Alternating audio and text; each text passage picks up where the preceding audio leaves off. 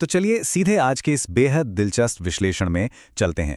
आज हम आधुनिक राजनीति की एक ऐसी घटना को समझेंगे जो अपने आप में एक परफेक्ट केस स्टडी है।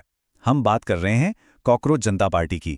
जी हाँ, नाम थोड़ा अजीब जरूर है, पर राजनीति विज्ञान के नजरिए से ये समझना बहुत जरूरी है कि आज का युवा डिजिटल प्लेटफॉर्म्स का इस्तेमाल करके राजनीतिक व्यवस्था से कैसे जुड़ रहा है। ये सिर्फ कोई आम सोशल मीडिया ट्रेंड नहीं था, बल्कि डिजिटल पॉलिटिक्स का एक बहुत ही इंपैक्टफुल चैप्टर है।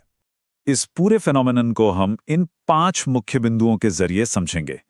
एक विवादित टिप्पणी से शुरुआत, फिर व्यंग्य पर आधारित एक्टिविज्म, उनका मैनिफेस्टो, इसका वायरल फैलाव और आखिर में युवाओं के गुस्से का डिजिटल रूप। तो पहला हिस्सा है द इंसाइटिंग इंसिडेंट। चलिए देखते हैं कि इस पूरे घटनाक्रम की शुरुआत आखिर हुई कहां से। ये टाइमलाइन देखिए, घटनाक्रम कितनी तेजी से आगे बढ़ा। 15 मई 2026 को एक सुनवाई के दौरान भारत के मुख्य न्यायाधीश ने एक टिप्पणी की। कुछ ही घंटों में एक ऑफिशियल क्लैरिफिकेशन भी आ गया, ठीक है। पर सबसे चौंकाने वाली बात यह है कि अगले 48 घंटों के अंदर 4 लाख से ज्यादा लोग एक नई कॉकरोच जनता पार्टी से जुड़ गए। किसी भी राजनीतिक आंदोलन के लिए इतनी बड़ी लामबंदी हैरान करने वाली है। अब वो स्टेटमेंट पर आते हैं जिसने इस पूरी आग को भड़काया। 15 मई को सुनवाई के दौरान चीफ जस्टिस ने बेरोजगार युवाओं की तुलना कॉकरोच और पैरासाइट्स यानी परजीवियों से कर दी। अब देखिए, राजनीति में शब्द बहुत मायने रखते हैं, और जब इतना बड़ा और विवादास्पद बयान आता है तो इंटरनेट पर तेज रिएक्शन आना तो तय था। हालांकि जैसा कि हम यहां देख सकते हैं, एक आधिकारिक स्पष्टीकरण तुरंत जारी किया गया था।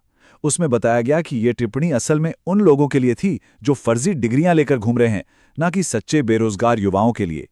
लेकिन हुआ क्या? जब तक ये स्पष्टीकरण लोगों तक पहुंचता, इंटरनेट पर गुस्सा आग की तरह फैल चुका था। डिजिटल युग में यही होता है, पहला इंप्रेशन अक्सर आधिकारिक बयानों से कई ज्यादा तेज दौड़ता है। अब आते हैं दूसरे सेक्शन पर, व्यंग्य पर आधारित डिजिटल सक्रियता।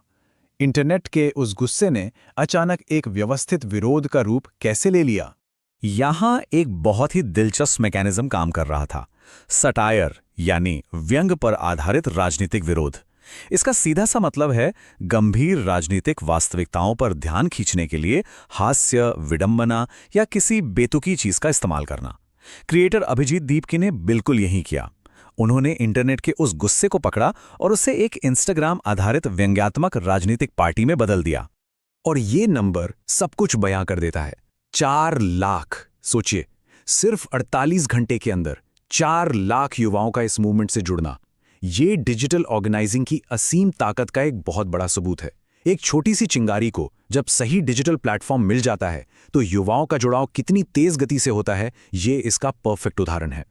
तीसरा सेक्शन, मैनिफेस्टो और वास्तविक राजनीतिक मुद्दे। पार्टी का नाम बेशक बेतुका लग रहा था, पर उनकी मांगे बिल्कुल भी मजाक नहीं थी। इस टेबल में उनके मैनिफेस्टो पर ध्यान दीजिए। पहली मांग, महिलाओं के लिए 50% आरक्षण, जो कि प्रतिनिधित्व का एक बहुत बड़ा मुद्दा है। दूसरी, प्रेस की आज़ादी।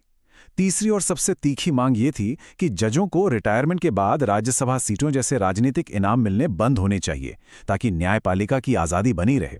और चौथी, दल बदल पर सख्त कानूनी कार्रवाई। ये लिस्ट देखकर साफ पता चलता है कि ये सिर्फ इंटरनेट ट्रोलिंग नहीं थी, बल्कि सिस्टम के अंदर की वास्तविक राजनीतिक समस्याओं को उठाया जा रहा था। तो यहाँ एक बहुत बड़ा विरोधाभास हमारे सामने आता है। एक तरफ कीड़ों के नाम पर बना एक मजाकिया इंस्टाग्राम पेज, और दूसरी तरफ एक बेहद गंभीर पॉलिसी ड्रिवन मैनिफेस्टो, जिसने न सिर्फ बेरोजगारों को बल्कि लाखों रोजगार प्राप्त प्रोफेशनल्स को भी अपनी तरफ आकर्षित किया। चौथा सेक्शन, वायरल प्रसार और राजनीतिक समर्थन। अब देखते हैं कि ये डिजिटल फेनोमेनन मुख्यधारा की राजनीति के साथ कैसे जुड़ता है। रातों रात इंस्टाग्राम पर लाखों फॉलोअर्स आना बड़ी बात जरूर है, पर इसका असली राजनीतिक इम्पैक्ट तब दिखा जब देश भर की मशहूर हस्तियों और मेन स्ट्रीम नेताओं ने इसे सपोर्ट किया। टीएमसी की महुआ मोइत्रा और कीर्ति आजाद जैसे स्थापित राजनेताओं ने भी इस अभियान का समर्थन किया।